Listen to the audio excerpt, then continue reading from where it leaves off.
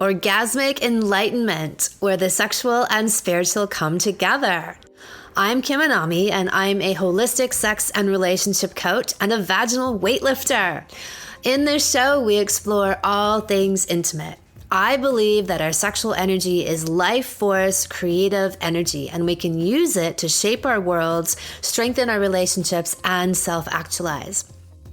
I blend the most avant-garde information from neuroscience, ancient sexual practices like Tantra and Taoism, to renegade wellness modalities to show you how to create gourmet sex in your lives. Come one, come all. Fuck yes or fuck off. In a conscious relationship, the Anami style of relationship, the only acceptable answer to any invitation from your partner is fuck yes. Would you like to learn how to have better sex? Fuck yes. Do you want me to give you life-changing G-spot, cervical, and squirting orgasms? Fuck yes.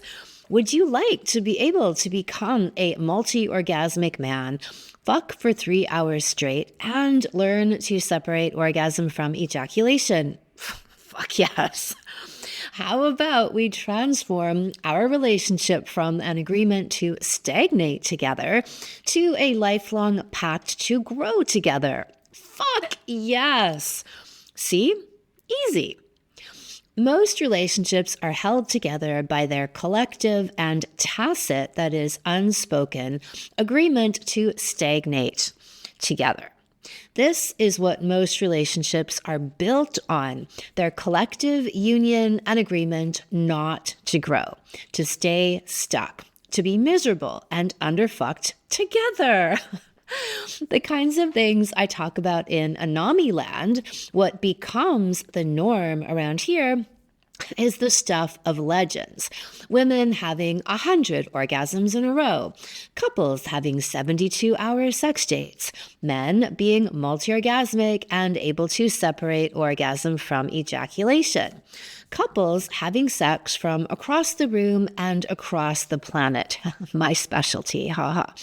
But these things only happen when both people are all in. It's fuck yes or bust. If you're not in, you are out.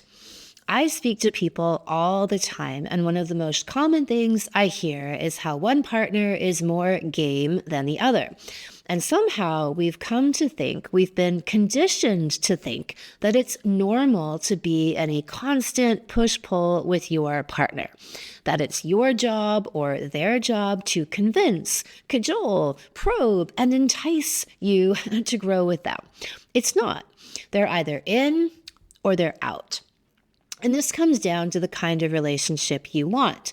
Most people don't know anything other than the commitment to stagnate together kind. They don't know what they don't know.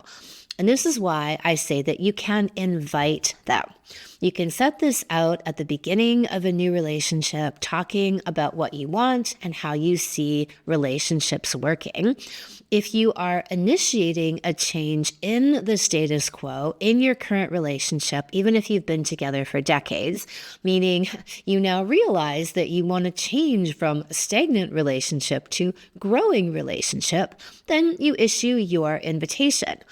It's fair that the other person may need a beat to process what exactly it is that you are asking for.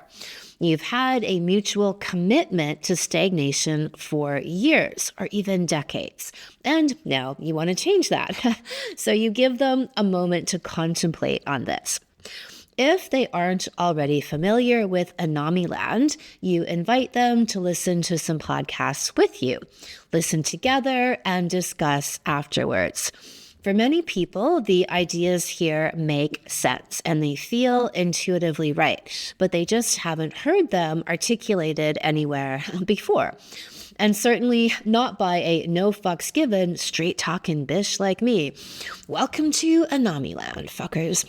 Fuck yes is one of the most important life skills you can ever cultivate. The art of catching moments. Portals that open in the fabric of the universe and you dare to step through. I train myself for fuck yes moments through surfing. So much of surfing is positioning yourself to be in the right place at the right time and then having the cojones to go. Sometimes you have to move around to catch the wave. Sometimes if you're in the right spot, it comes right to you, but you have to go. When you're surfing small waves, there isn't much of an internal debate on this. There's not a safety question or a real risk question. With larger waves, more powerful waves, what we call waves of consequence, that's where all of your training and preparation come to pass. A few years ago, I was out with my surf coach and I hadn't been surfing in a few weeks. A couple of waves came through and I pulled back on both of them, meaning I was potentially in the right spot. I looked at them, assessed them, and thought, oh, I probably won't make this, and I pulled back. And then after the second time I did this, my coach looked at me and he's like, Kim, you could have made both of those waves. I didn't really think so, but I trusted him. The next wave that came through, I committed and I went for it. I was a bit late, as they say, meaning perhaps I wasn't in the ideal position. If you're a really advanced surfer, then it's okay. You can take these kinds of risks. But in my mind, I was going no matter what. So I went for it and I made it. Not only did I make it, but because the timing was a bit more critical, I was in a faster, more powerful section of the wave. I thrust my hand out into the wall of water to steady myself, and I had an amazing ride. There's water spitting in my face. Just like, it was epic. I came out of this stunned and excited and blown away. But more than that was this idea that I committed, I went for it, and I made it. And this is what matters so much. I showed myself and felt it through my bones and my cells, the power of commitment, of going all in, of not even allowing for a slight chance of doubt or hesitation or failure. Fuck all that. In that moment, I broke through my own self-belief and my own skill level, new level unlocked. So the next wave comes, I turn around straight away and I go for it. And the next, and the next. I made every single wave.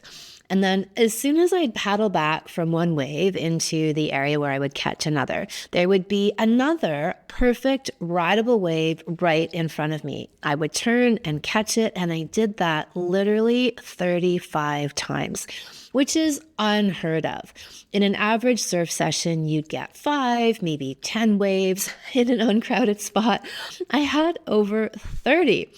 So somewhere around this 35 wave mark, I just start falling off the board because I had had no rest at all. Not even a moment to really catch my breath. I was cycling through again and again because I decided that I was going to say fuck yes to every wave. And when that happened, they kept coming. I had tapped into this flow and it did not stop so long as I kept showing up, going for it, and riding it. So now when I surf, I always say yes. Even when I think I might be tired and I need a rest, can't say no to the flow, or it stops. And I've done that where I've passed on a wave because I've just come back from a screamer and thought to myself, oh, maybe I ought to rest a beat. So I'll let that wave go by. And then suddenly there are no more waves. So that's been a lesson for me about this power of saying yes, and when it's in front of you, that you go for it. Sexually, this is akin to the deeper orgasmic threshold that is available in women. In terms of the vaginal orgasm specifically, she comes to a precipice where she has to jump into the abyss. It feels scary and uncertain and like anything could happen. Spiritually speaking, it is the moment of tossing the ego, tossing out the known, and being willing to die, to be reborn. It's all in or nothing, being banished back to the land of the clitoris. But if she's brave and wild and willing, she jumps. And this is her true initiation into womanhood and into the deep feminine core, where she arrives at herself, into herself in a way that nothing else could ever bring her to. Her vaginal orgasms are the way and the light. I have had people, several actually, propose marriage to me in the first 24 hours of knowing me.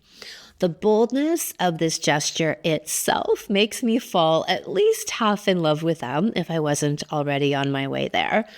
I don't really understand this whole, let's go on a bunch of dates and see what happens consciousness. Who fucking cares what happens at that point? I don't care anymore at all. There's a quote that circulates on social media that I love. Anything less than mad, passionate, extraordinary love is a waste of time. There are too many mediocre things in life to deal with, and love shouldn't be one of them. And this is attributed to a woman, Tiffany DiBartolo, in her book Dreams for an Insomniac. I am no good at playing it cool, not when I really like somebody. I'm all out of strategy and artifice if I ever had it to begin with, because I really don't believe in it as a way of, quote, dating. Like I said, so I think because most of my life I've been with men significantly older than me, it's always been more like, I like you, you like me, let's get on with this. As in, the men take the lead in that way. I spoke about this last year in a podcast episode I did called Why I've Never Dated, season 7, episode 28. And there was a social media meme on Instagram. It was like, y'all go on one date and you're together after that. Yeah, that's right. I mean, how else are you meant to do it? Because if you have, and maybe because I have a strong intuitive sense in myself, I can know right away whether somebody is a potential person for me or they're not. I don't need a bunch of dates to figure that out, right? We basically get involved and then I guess we figure it out as we go. But my intuition is always very bang on the money. And in that episode, Why I've Never Dated, there was, after I'd been thinking about this, social media served up this great story of this couple in New York, and they met and they spent like the whole evening talking, walking around Manhattan, and basically they were together from that moment onward. I think they decided to get married within a month. I don't know if they actually got married or they just decided to, and then they've been together for 30 years. And they talked about, that journey a little bit. I mean, it was like a quick little social media interview. But that's the kind of thing that I believe in, are these portals, these moments of opportunity. And when you jump through them, something truly magical happens in the fabric of the universe. Like the universe is, I support your boldness. It's that Goethe quote, right? There's, what is it? Like, boldness has magic in it, right? Like when you decide and you commit, all the forces of the universe line up to support you and to lead you through. And I've truly seen that in my own life and in relationships, that when you hesitate and you pull back, or even if you're deliberately doing that because you think that you're supposed to present yourself in a certain way and be reserved and what are they calling it these days? Nonchalant. Fuck off, right? It's like, you're all the fuck in or get the fuck out. Not interested. It's just so fucking boring and gutless. I'm all about giant acts of courage and passion. Give me that or get the fuck out. So there's this phrase in the whole dating relationship world, bare minimum. So the bare minimum in Anami Land would be love bombing as a way of life, where you are consistently showering love and affection and beauty on your partner as a full-time job. Falling head over heels in love fast, opening your heart and staying there for decades. Wild chemistry. This fucking idiocy about, chemistry is a red flag. You gutless fucking moron. Chemistry is the beacon that tells you that you have things to learn here. If you don't have the courage to show up and emotionally and sexually brave it, then again, you're banished back to the land of sexless marriage and clitoral orgasms. Get the fuck out of here. Honeymoon period forever. Yes, this can go on for your entire relationship. The only reason it doesn't is people are told that it doesn't. They don't have the tools to make it last, to make this powerful portal of magic last, but it can. And we've got countless examples in Anami Land of couples who've been together for decades, resurrected their marriages, and 30 years later are having the best sex of their lives consistently. Fuck yes attitude to everything, apart from, hey, let's go out on a killing spree. I mean, look, there's a few boundaries I'd say are great for you to have in your relationship, but anything reasonable or somewhat unreasonable is a fuck yes, right? That's why you're there. If it's not a fuck yes, it's a no. If it's a maybe later, I'm busy, we could do it's a fucking no. Piss off, get out of here. Fucking your partner from across the room and across the planet, bare minimum.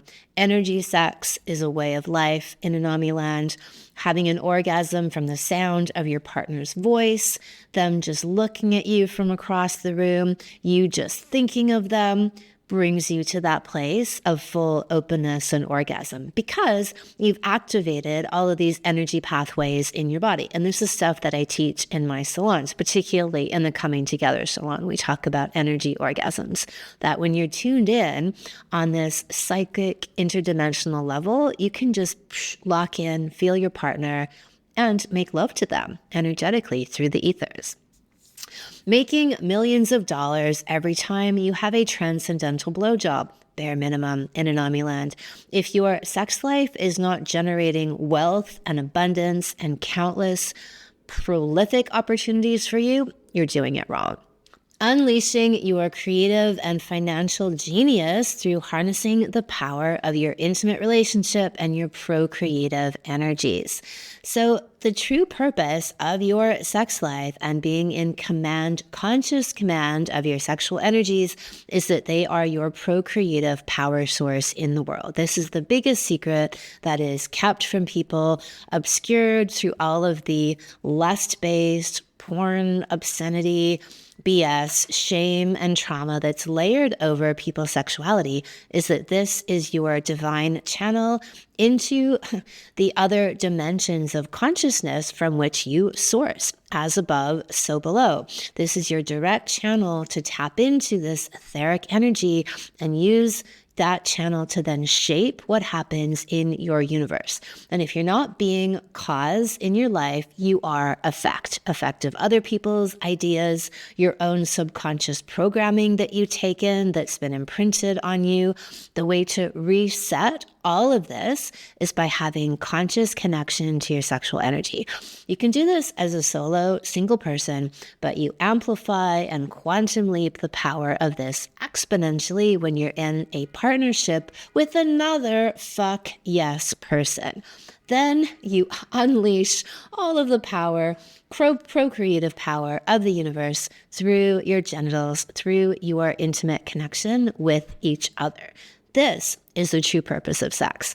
I can advertise it with lure them in with orgasms and then give them God, and self-realization is kind of the name of the game here, right? Orgasms are fun. Bliss is fun. Pleasure is fun.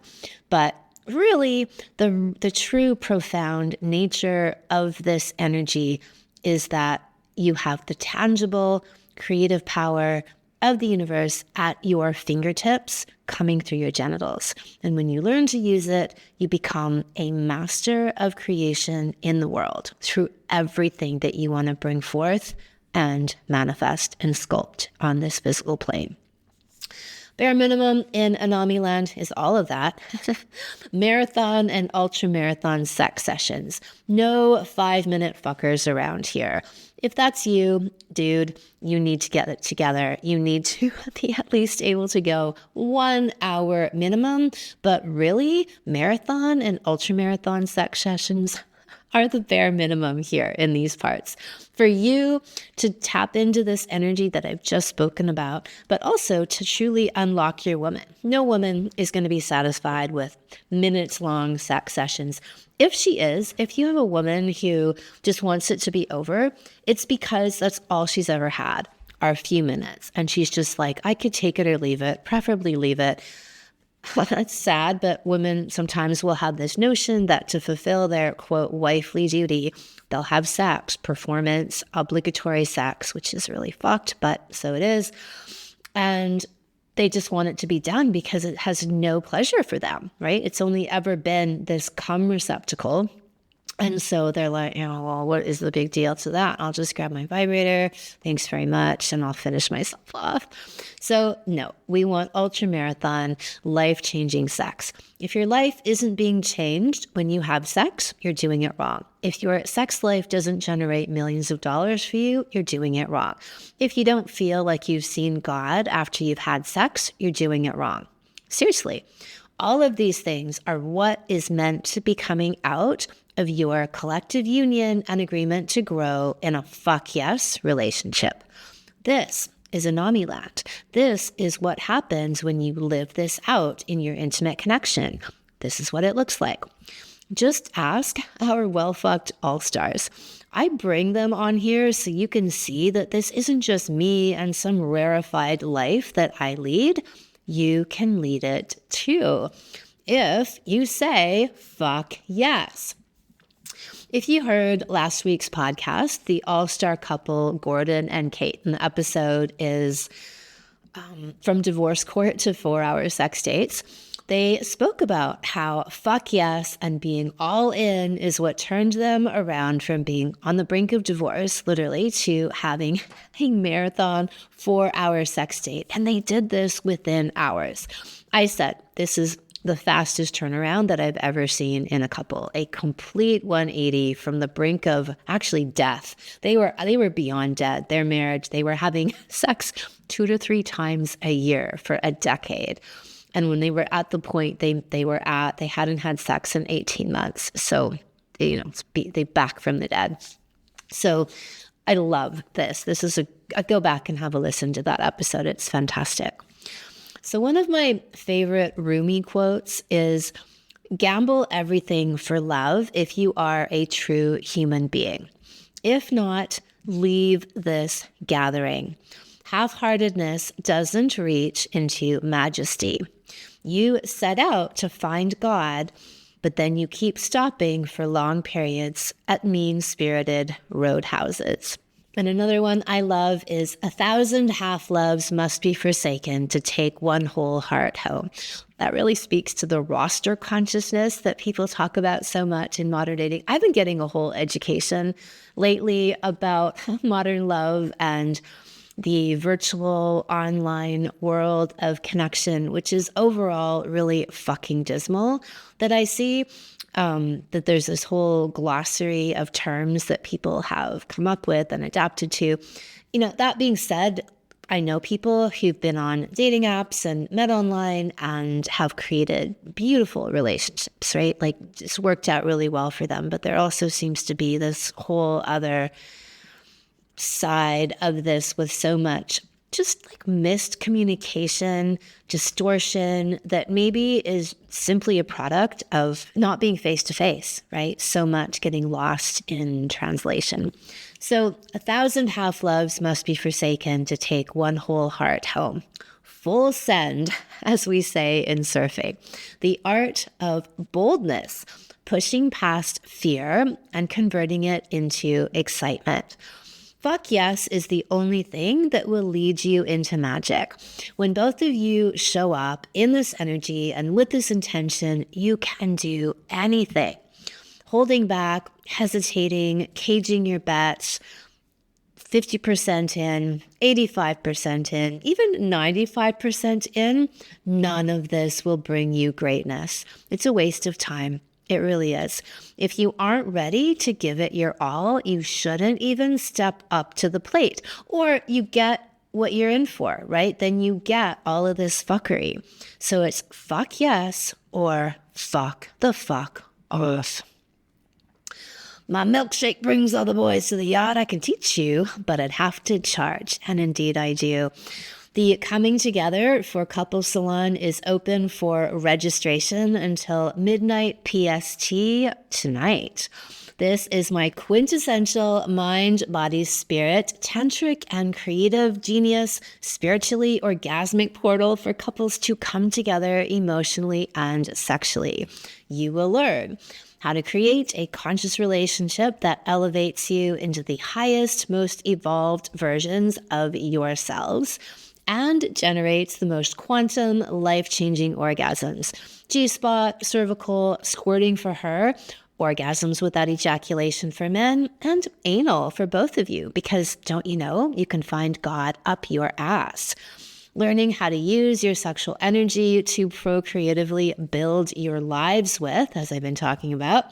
Lifelong passionate intimacy becomes your daily reality, the stuff of well-fucked all-star legend, my step-by-step techniques for cathartic and blissful yoni and lingam massage, how to clear space, communicate openly, and have the tough conversations in your relationship that remove blockages and clothing instantaneously.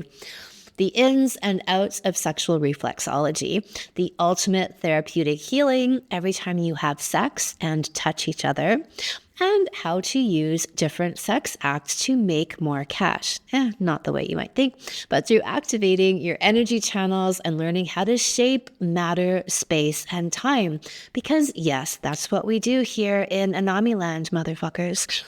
Why most women don't achieve the I saw God vaginal orgasms and how they can, plus super stamina, super cock techniques in men, and much, much more. I mean, how much more can you have? Yeah, much, much more, infinitely more.